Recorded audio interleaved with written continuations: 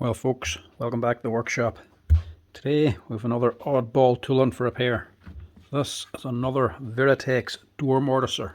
Now, we've done a video on these not so long ago, but it was the older model, the one that's not sold anymore. This is the new, more current model. This is the FC116U Virutex door morticer. This is an entire door mortising jig. So actually mortises out locks and doors in situ all by itself. Basically it's a router and a door mortising jig all built into one. These things are fantastic machines and great time savers if you have a lot of doors to mortise out. So they work the same way as the last one. Two clamps, one either side, clamps onto your door, either sitting on the floor or in situ hung. The router on top obviously spins a bit at the bottom, cutting out the door, and the actual jig itself, all you have to do is turn this handle.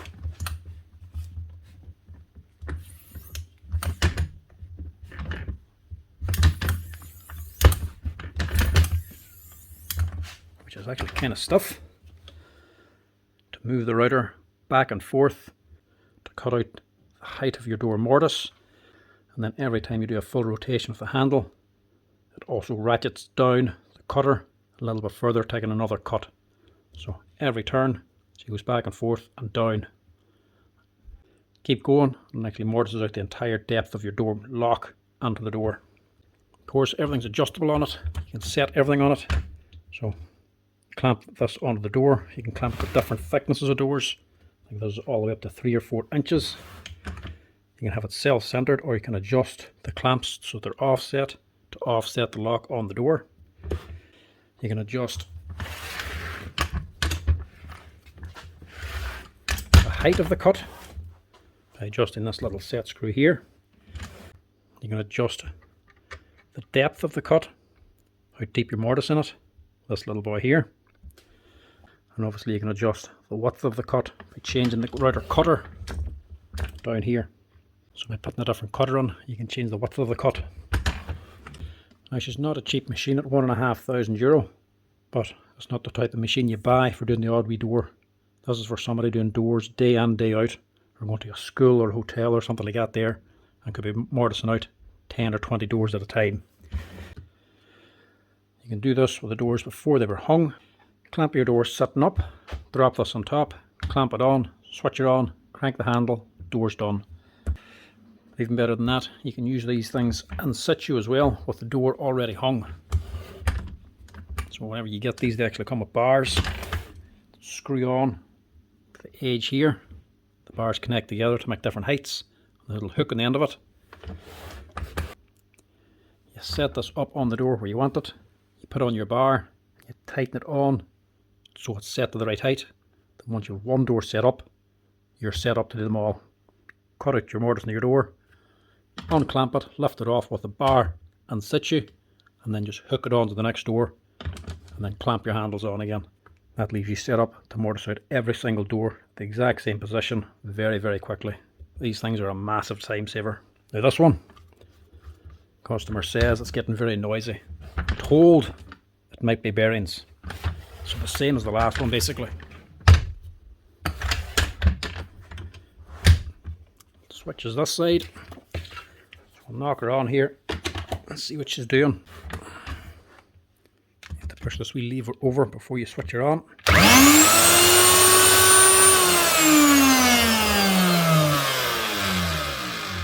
Ooh, sounds nasty. You can feel the vibrations out of it.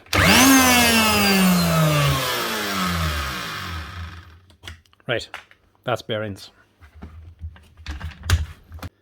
So we'll strip the router end off the jig, and then we'll strip the router apart to change the bearings on it. First thing you need to do is take off the cutter. So you can either take off the cutter down here in the bottom, or take off the whole extension arm as well. So we'll just take off the extension. Same as any router, with a collet.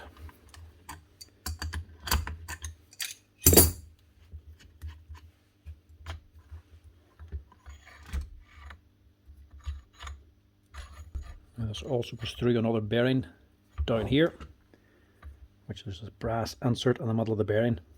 And inside this brass insert there's 3 roll pins, or rollers, that actually sit inside the shaft. As you can see, that one is not coming out. That is because this wee track the wee rollers run on has been chewed up. Somebody must have been using the wrong size of spanner. This is a 10mm. Actually rounded this over. It's rounded over this track, which is annoying because it's easier to take this off to change the cutter head than it is to change the cutter head here, because you have to clamp this fairly tight. So we'll just file this down a little bit to clear this here damage. Chainsaw file will work fine as long as you break it.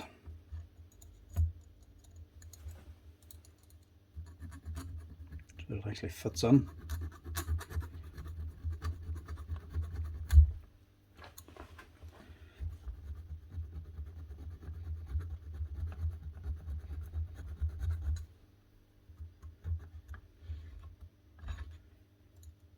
A little more. There's actually a 1/8 chainsaw file.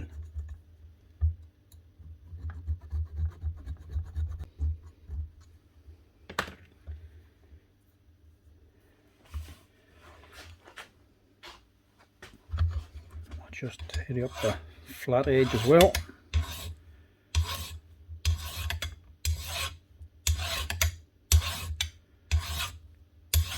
It's fitting through an exact diameter hole, so can't be any burrs.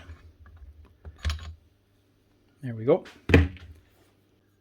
Nothing wrong with that now. Get that off. So we can actually take the router head off. Take this head off. Wee socket head. Allen key up on top of here. Take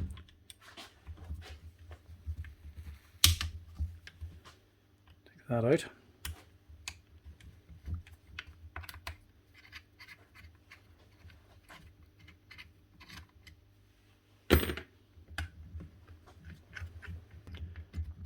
Just pull off that knob. I should have the clearance then to take this here arm off. Now on this side we have to take this here top piece off to allow this bar out, and that's the lever that actually goes the whole way through, but it's threaded on here. What you have to do is get a grip of this to get it off.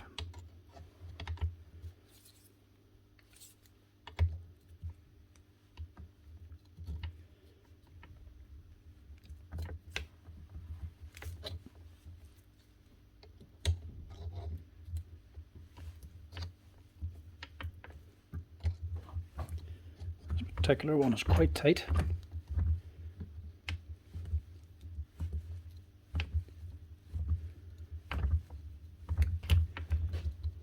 Plier wrenches from Weehaw. These things are brilliant. Perfect for jobs like this. You have to grip the shaft, but you don't want to actually damage it. Flat jaws, and you can grip it and turn it without tearing it up. They're like a clean vice grip.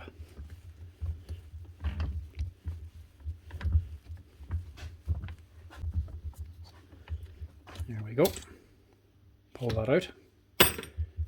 Take the top off. Top in. This little washer on top.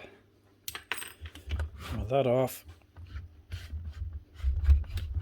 you can lift the whole head off. Put that to one side for now. We'll focus on this. Change this bearing first.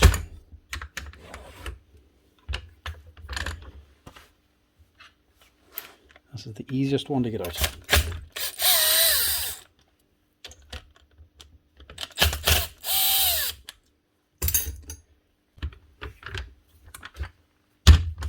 Then we can put a wee bit of heat onto here and knock this out. As you can hear, that doesn't sound good. It's not completely gone, it's not the main problem, but that needs to be changed as well. starting to go. Off the C-clip, we have to press out this wee brass insert on here.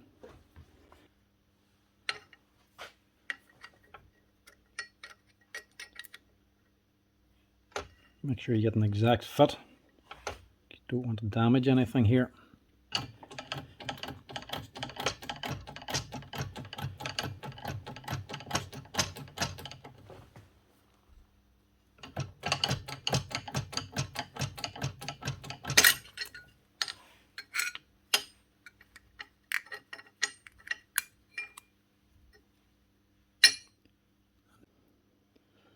Make sure you don't lose these little rollers on the inside.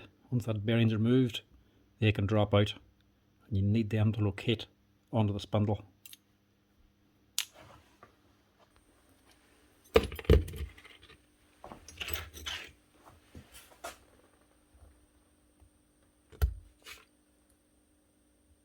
Pop them out here now.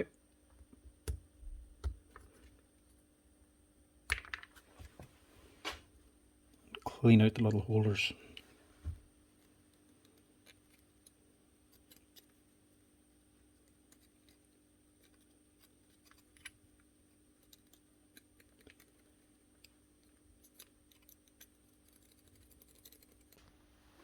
And these things are made in Spain, you can imagine. Use good quality bearings. NSK bearing. She's a 6004. Set this up again. Strap in these little rollers again.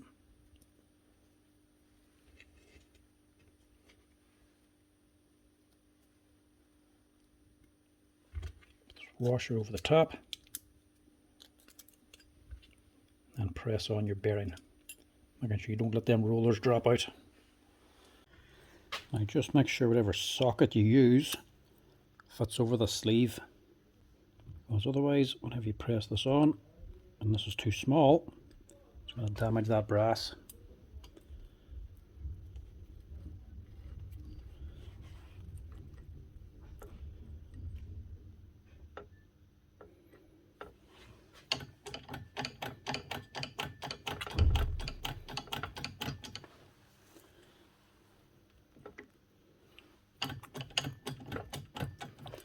Make sure you're going on square.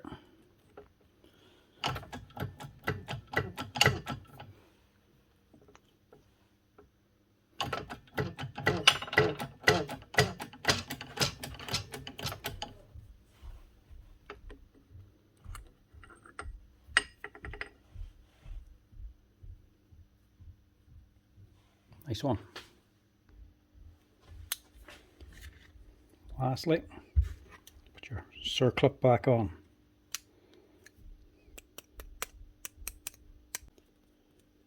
That's that piece. We'll just get this fitted out of the way and we'll start work on the router itself.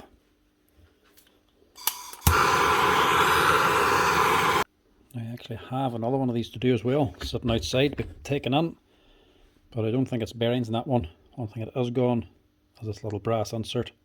It's actually broken off down here. I think the pins are missing on it. So that there's all it needs to be fixed. Now, I'm not going to take it in today to fix it, because I've only just ordered the wee brass insert. That's another thing that's good about these here Virutex. Expensive machine, and the professional machine, so you can actually buy all the spare parts. Anything that breaks, you can buy the part for. Whether it be the threaded bar here, or the nuts inside, the bearings, washer, this brass insert, everything's available for it. Even into the handles, anything, which is exactly what you'd expect and want from a professional tool.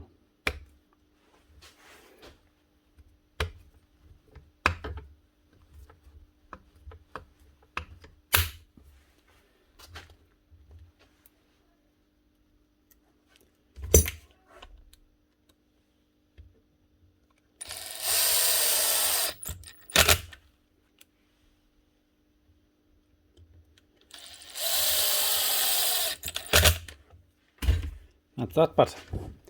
Now we'll get onto the motor. This is just basically a router. Not much different from any other, just a few extra wee bits added onto it. take off this ram first. This is just pneumatic stay basically. We C-clip or E-clip. This here is just pneumatic ram for pushing it back up again.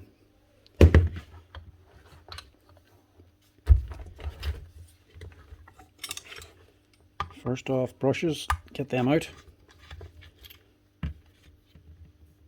Plenty of meat left on them as well. You have to take off this switch to get to the other brush.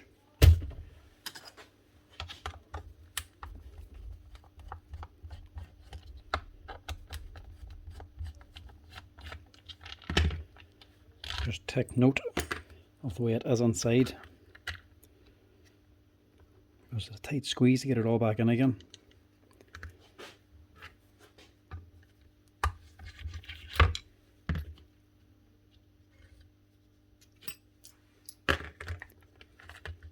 I'll put that back for now, just to keep it out of the way.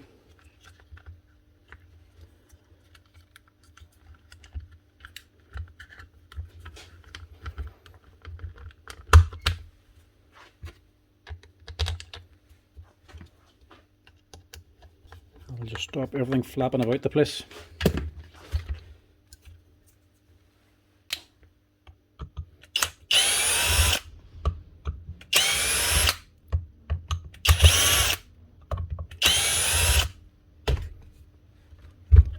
There's a lock as well for the spindle.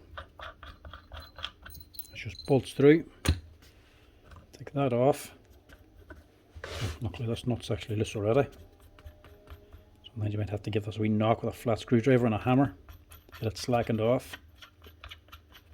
Take that out.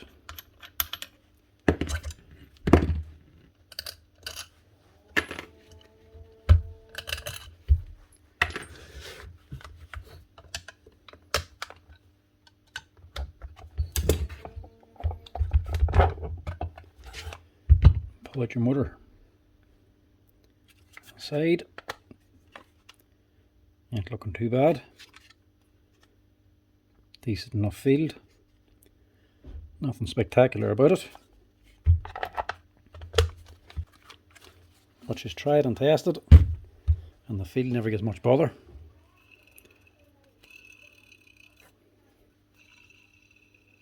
That burn's not even that bad. Starting to make noise. But it's not completely gone.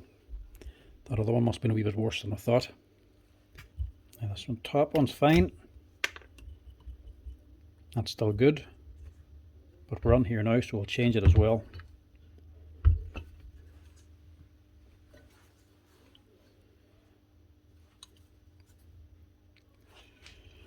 Now, just like the last one, you have to press out this armature.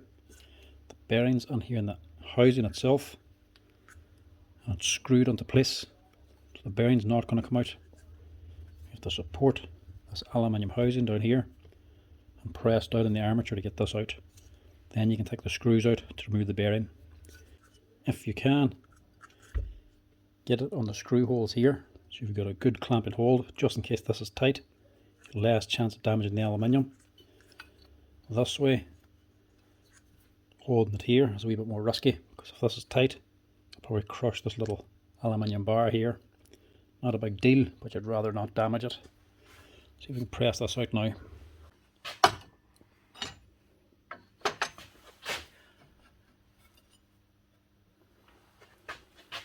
Obviously, don't press on the threads themselves. Put something into the middle of the shaft, because if you damage these threads, you're not going to get your collet back on again.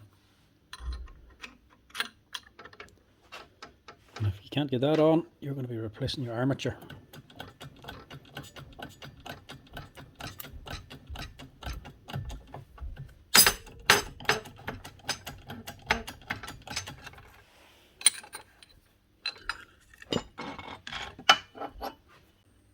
Now, this newer model is a lot easier to get into and fix compared to the older model. On the older version, there was more down here you had to take apart. A little bit more complicated. This one's fairly straightforward.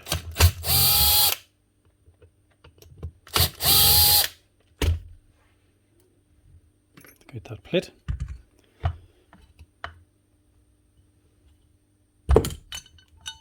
Push out the bearing.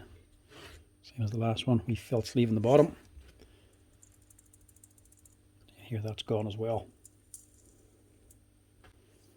Now this is a higher speed bearing. 6003, again an NSK, but I haven't got a metal shielded one, so it's going to be a rubber seal I'm going to fit. I just give it a wipe down with a dry paintbrush to clean out the insides. Also just blow it out with a compressor to finish it off. But also these two pipes here for the rails, steel bushings in here for them to run on, but behind them it's hollow. So there's only a bush top and bottom, it doesn't run the full length. But obviously with this being a router working with timber, dust will get in and it'll start to pack up in here, look. So when you have this off, always make sure you clean out these.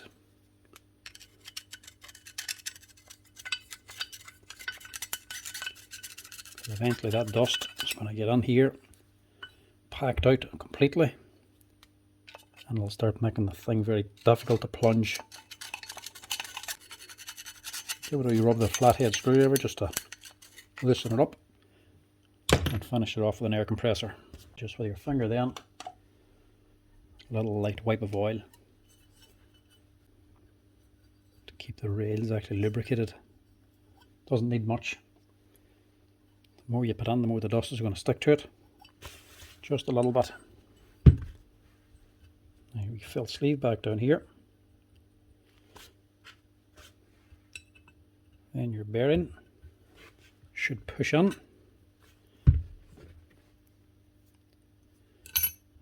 And your plate then to hold it down.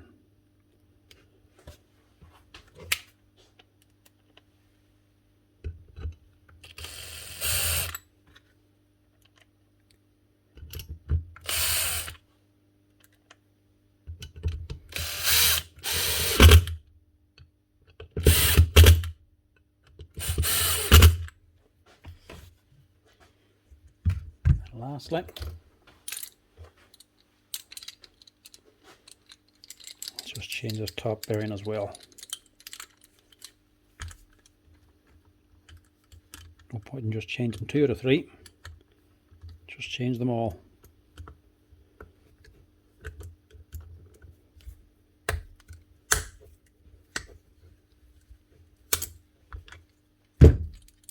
Imagine that's a 608. Yeah, 608, and it's an MBD this time, not an NSK. Now there's advantages and disadvantages as to what bearing to use. They're fitting the steel seal bearings because they can run faster, because there's no interference on the race. Rubber seals run a little bit slower, but rubber seals better dust protection. This being a router, cutting out timber, there's going to be a lot of dust. Helps them last longer in the long run.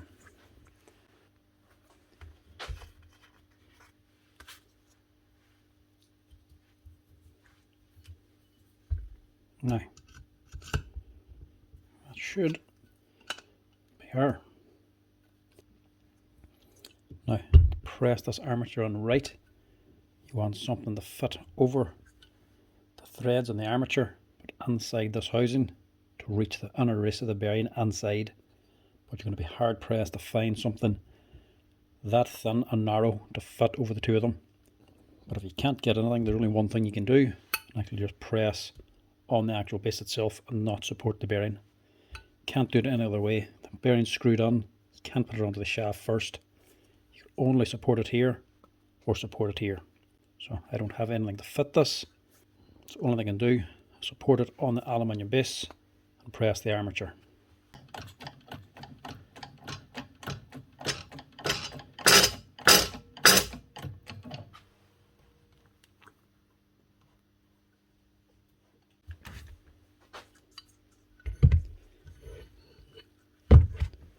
Same as before. Lock that spindle and put this flat nut back on.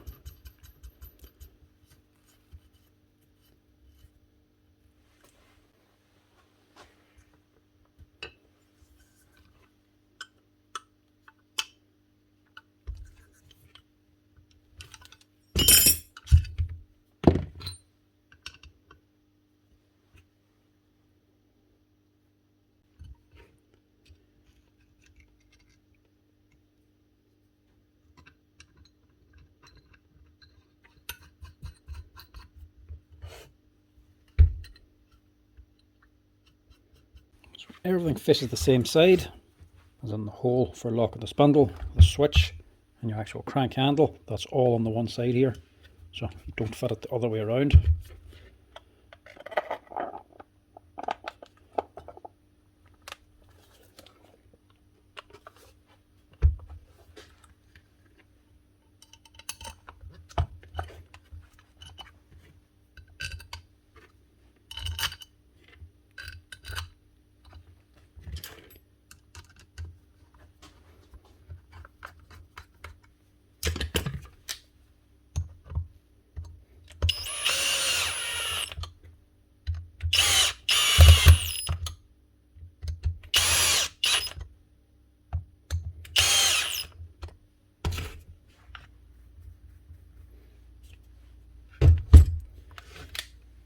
Brushes then.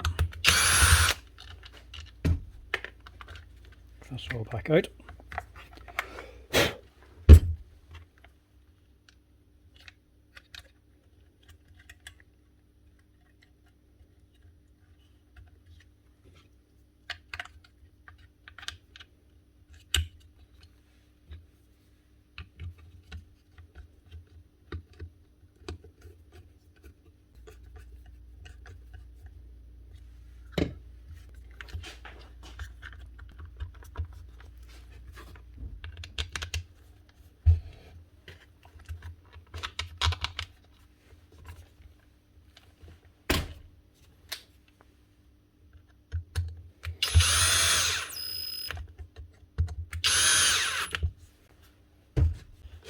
Obviously just check your switch as well before you finish up. There should be 3 positions on it. When this is all the way over, the switch lever should be locked. You have to push the sleeve over midway for the switch to actually activate. And then if you hold your switch in and push it over the full way, it should lock the switch. If it doesn't do all those 3, there's a problem. You haven't put it together right. Last brush, and that should be her. We'll mount this onto the frame first, and then we'll put on the ram.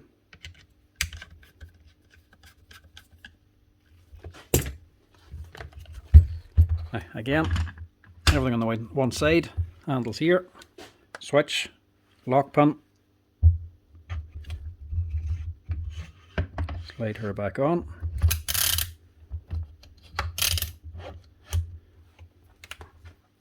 Now you can fit your stay. Hooks on down the bottom, down here. Lift this back up. Drop it onto the top.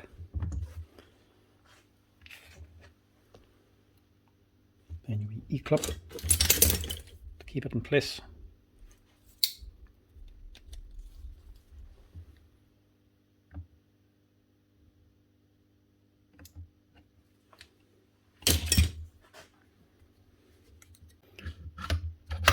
Lift up your depth stop, washer over the top, cap onto it,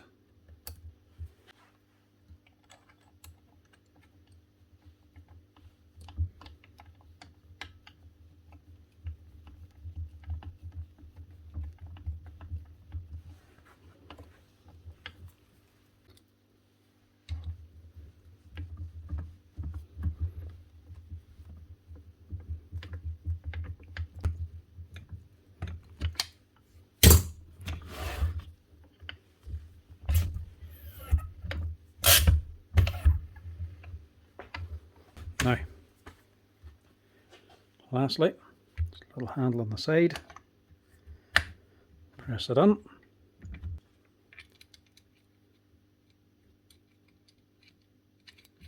and refit your bolt.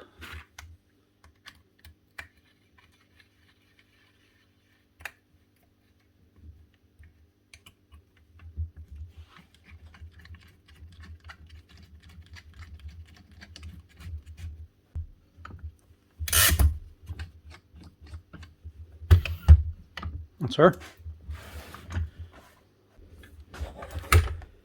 Last thing now,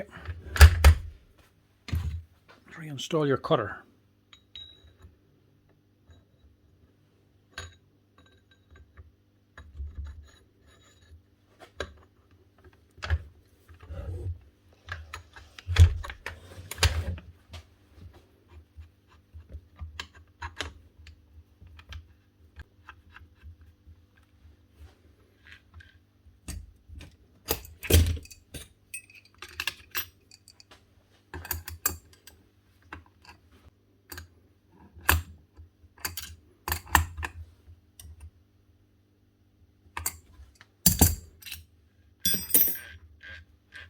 Now,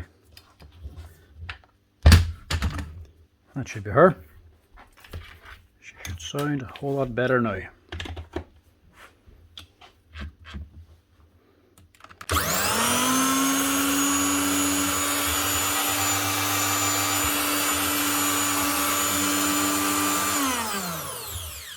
Nice one.